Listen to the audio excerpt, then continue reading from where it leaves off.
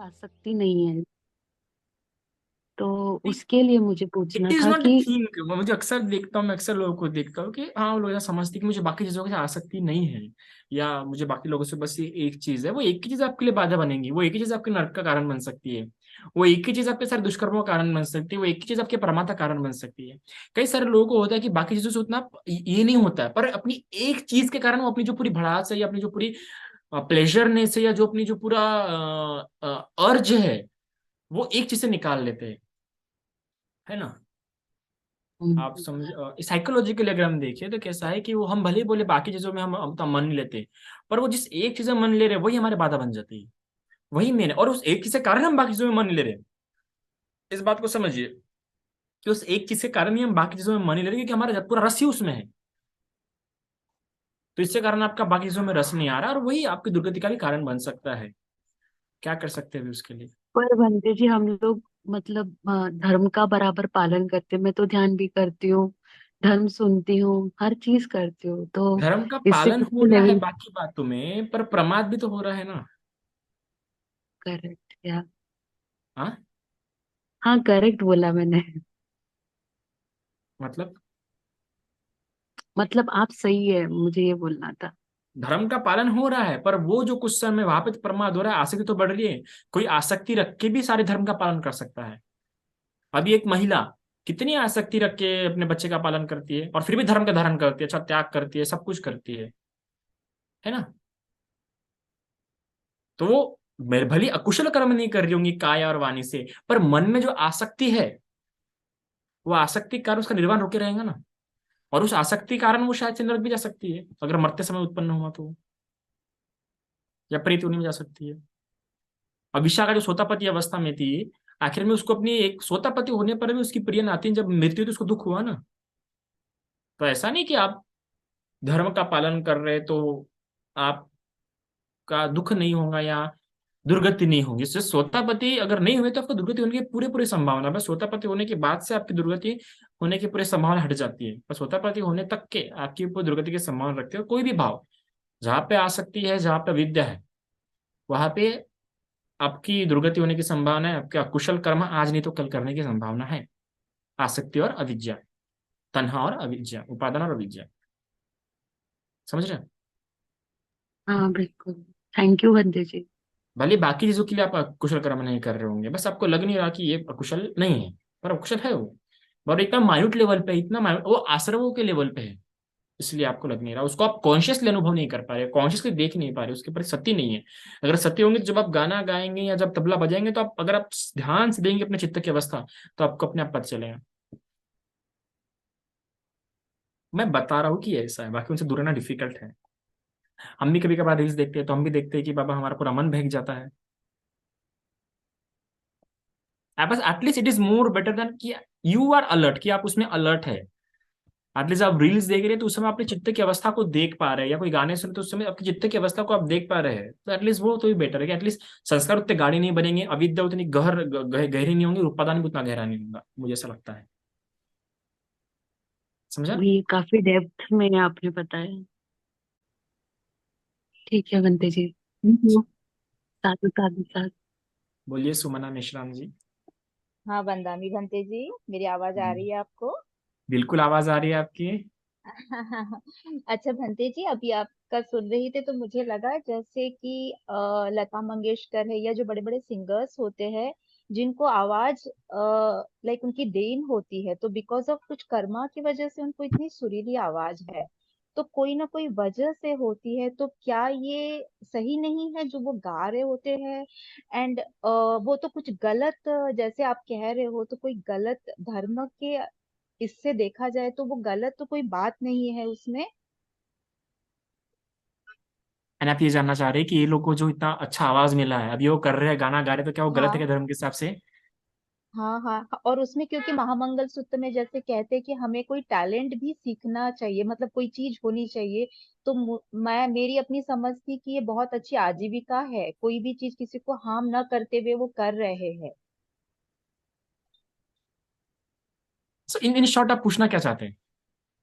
मुझे ये क्लियर करना था, जैसे आप कह रहे हो कि ये भी बहुत आसक्ति से है, एक तरह से मैं समझ पा रही हूँ कि ये आसक्ति है, जैसे हम गाना गाते हैं पर एज अ प्रोफेशन जो सिंगर्स होते हैं तो वो क्या गलत होते हैं, लाइक उनके उनके एक्शंस, लाइक वो तो जब उनको भगवान, नॉट ओनली भगवान, लाइक गिफ्टेड है बिकॉज ऑफ सम कर्मा, उनको इतनी सुरीली आवाज है, तो क्या गाना गाना एज अ प्रोफेशन, या फिर गाना मतलब किसी को ये करने के लिए नहीं, पर वो गाना एज अ प्रोफेशन अपनी आजीविका के लिए क्या सही नहीं होगा?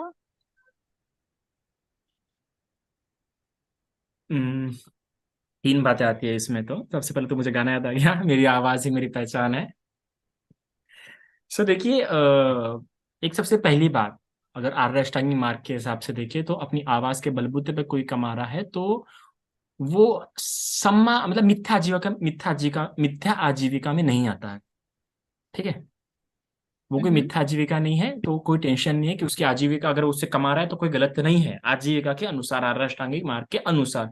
एक सिंपली अगर मैं आर्य अष्टांगिक मार्ग के दृष्टिकोण से देखूं, सिंपल आ रहा, ज्यादा डेप्थ में फिलोसॉफी में नहीं जाऊं, ज्यादा अभिधम्मिक पर्सपेक्टिव से या एकदम उपादान स्कंद या चित्त चैतसिक के रूप से ना देखूं मैं, तो as a slow way it is okay. एक स्लो रास्ते से अगर हम देखें, अगर हम उसे निब्बान की जल्दी नहीं है, इस जन्म में उसे निब्बान नहीं चाहिए, ओके, सो इट्स ओके, उतना उसका पाप भी नहीं है। और वो ऐसा नहीं कि बुद्ध शासन में एक उपासक के विनयों के उल्लंघन में कुछ कार्य कर रहा है। अगर एक सिंपली मैं बात बोलूं तो उसकी कोई मिथ्या आजीविका नहीं है, सम्मा आजीविका में गिना जा सकता है उसको। तो कोई गलत नहीं कर रहा वो, उसे ना विलंग विलंग ना बुद्ध शासन के विरुद्ध कर रहा है, एक सिंपल उपासक होने के नाते। पर जब बात अगर हम बहुत डेप्थ में जाते हैं, साइकोलॉजिकल रीजन देखते हैं, तो जो एक कथा जो मिलती है उससे होता है कि एक कथा में वो एक आता है कि बोलते मैं एक संयुक्त निकाय में कहीं तो भी आता है, मुझे याद नहीं, बहुत सालों पहले पढ़ा था मैंने। उसमें बोला गया है कि बच्चे मैं गाता हूँ, या ऐसा कुछ तो भी कोई तो भी ऐसा इसी प्रकार का जो है ना नाट्य का आर्टिस्ट था, कोई आर्टिस्ट था शायद से, गाना डांसिंग वगैरह कुछ तो भी करता था वो। तो मेरी गति क्या होंगी? भगवान ने बोला मत पूछ, रहने दे। वो फिर से कहता है भगवान बताइए ना क्या होंगे, बोलते मत पूछ, रहने दे। तीसरी बार भी कहता है मत पूछ, रहने दे। फिर कहते हैं तू तो नरक में जाने वाला है। तो ऐसा बोलते हैं कि उसकी नरक की संभावना बनी रहती है। पर कैसा होता है कि जितने भी बातें ऐसे बुद्धिज्म में हम देखते हैं कि जिसके बारे में ऐसा कहा है, इन सब ऐसा जिसको एक मेजोरिटी के सेंस में कहा गया है, वो इस सेंस में कहा गया है कि एक पॉसिबिलिटी तुम्हारी मौजूद रह सकती है नरक जाने की, अगर तुम उससे वैसे आसक्त हो, तुम उसको लेके वैसे प्रमादी रहे हो तो। तुम किसी भी बात को लेके अगर प्रमादी हो, तुम किसी भी बात को लेके अविद्याग्रस्त हो, तुम किसी भी बात को लेके तन्हाग्रस्त हो, तुम किसी भी बात को लेके उपादान ग्रस्त हो, तुम इन जो जो चार ओग जो बताए गई है, दिट्ठी योग, अविद्या योग, इन ओगों से तुम बहते जा रहे हो, तो ऑफकोर्स तुम्हारी दुर्गति होगी। और तुम्हारी सती है, तुम्हारा संप्रजन्य है, तुम उसमें आसक्त नहीं हो रहे, तुम उसमें लिप्त नहीं हो रहे, तो तुम्हारी सुगति के भी चांस अवेलेबल रहेंगे। It's like a possibilities and probabilities, कि उसकी पॉसिबिलिटी है। आखिर में वो क्या बन के पैदा हुआ है, वो कैसे बन के पैदा हुआ है, इट डजेंट मैटर। वो किन्नर है, वो चक्का है, वो गे है, वो वो लंगड़ा है, वो चोर है, वो क्या है, वो मैटर ही नहीं करता।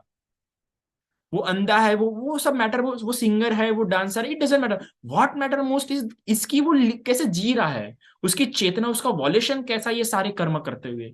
हम देखते हैं कि एक शराबी इंसान जो बस शराब पी के शराब के धुन में था, शराब के नशे में था, बस शराब करते नशे में डोलते डोलते डोलते नदी के पास गया, पानी पिया, सोतापति हो गया और मर गया।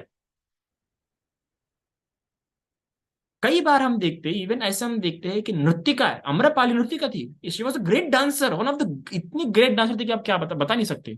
इतनी ग्रेट डांसर थे। आप कभी कभी समय में जरूर कादम्बरी पढ़िएगा चतुर्सेन की, वैशाली की नगरवधु।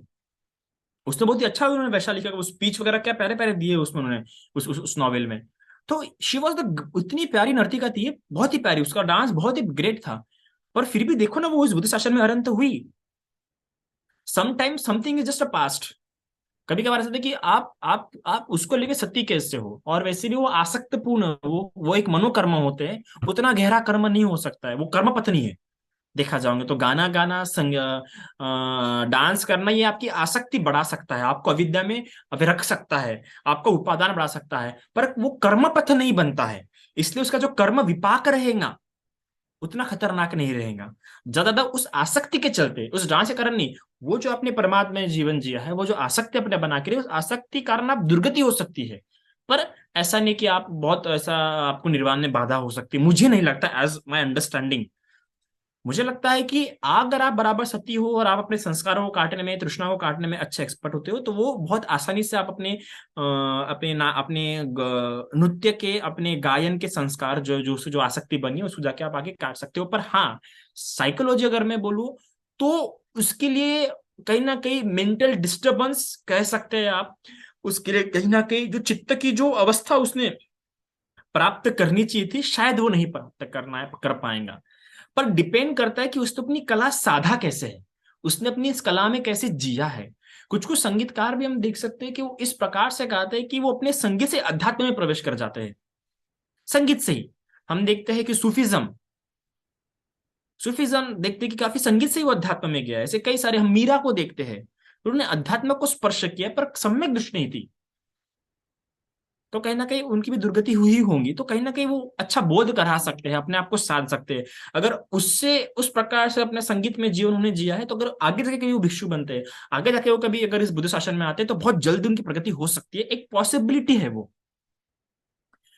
तो in at the end of the note अगर मुझे बोलना रहेगा तो हाँ, कि उसके लिए दुर्गति का कारण हो सकता है, उसके लिए उसकी उससे उसकी हानि हो सकती है। क्योंकि हम देखते कि लता मंगेशकर इतनी बड़ी सिंगर होने के बाद भी, जब उसको इनको एक इंटरव्यू में पूछा गया था कि आप फिर से लता मंगेशकर के रूप में अगर आपका फिर जन्म होगा तो आप लता मंगेशकर बनना चाहेंगे क्या, उन्होंने कहा बिल्कुल नहीं, बस हो गया। मैं बिल्कुल भी अगली बार लता मंगेशकर बन के बिल्कुल भी जन्म लेने जाऊंगी, एक ही जन्म काफी था। सो स्टिल आफ्टर अचीविंग इतना बड़ा मुकाम उन्हें हासिल किया, और इतना बड़ा मुकाम हासिल करने के बाद भी शी इज नॉट सेटिस्फाइड।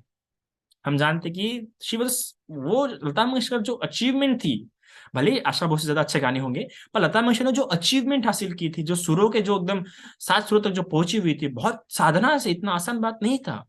उनके अगर शब्दों का एक एक नुक्ता देखेंगे आप तो बहुत ऊपर पहुंचे हुए थे, पर still she is not satisfied eight the and.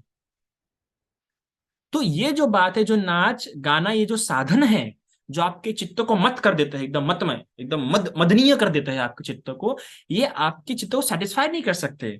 आपके चित्त में साधना को वैसे बना नहीं सकते। जो जो साधना थी, जो जो चित्त में जो अधिष्ठान आना चाहिए, वो अधिष्ठान नहीं आ पाएगा। अगर हम देखें तो एक पॉसिबिलिटी है वैसा, है ना। तो ऐसा भी कहा ना, सूरा मेरे मज्ज पमाद ठाना। मज्ज, ये जो मज्ज है ना, ये मज्ज शब्द क्या है, ऐसी बातें जिससे आप मदनीय हो जाए, एकदम मद हो जाए, एकदम मत हो जाए। तो ये संगीत भी अगर आपको मत कर रहा होगा, एकदम मदनीय कर रहा होगा, तो आपके लिए हानिकारक है। समझे आप? थैंक यू मंदामी बनते जी। थोड़ा कंफ्यूजन तो नहीं हुआ ना? नहीं नहीं नहीं, बिल्कुल भी नहीं। इनफैक्ट मतलब वो काफी हद तक तो आप जो कह रहे वो तो समझ में आ रहा था। बस यही था कि जैसे आजीविका है, किसी को जैसे कहते हैं ना टैलेंट है तो वो और कुछ नहीं आता है, पर उनको आवाज दी गई है या किसी को कोई आर्ट दिया गया है तो उसमें वो कैसे आगे जा सकते हैं, वो थोड़ा कई बार मन में आता था कि हाँ शायद इतनी ब्लेस्ड आवाज तो सभी को नहीं मिलती है। जैसे मैं अपने आप को कहूँ तो मेरी आवाज तो नहीं है उस तरह से, तो कोई रीजन रहा होगा। तो इसमें क्लैरिटी, कई बार मन में सवाल आता था।